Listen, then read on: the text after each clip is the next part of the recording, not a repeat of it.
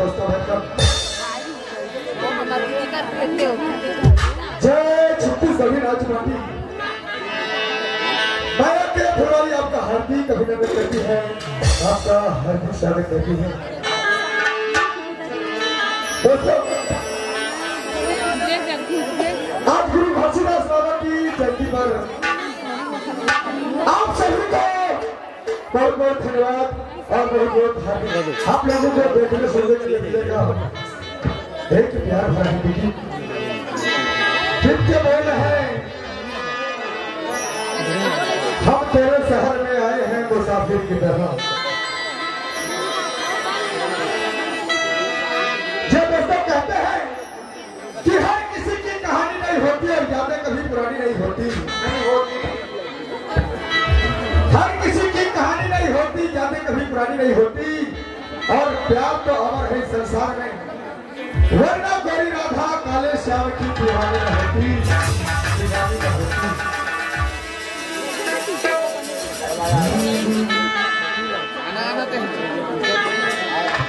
चंद कलियों के मुस्कुराने से हर जख्म जाके कई पुराने से तो कदम तो चल ही सकता हूँ, अरे तू ही मिल जा किसी बहाने, हम तेरे शहर में आए हैं मुसाफिर की तरह, हम तेरे शहर में आए हैं मुसाफिर की तरह।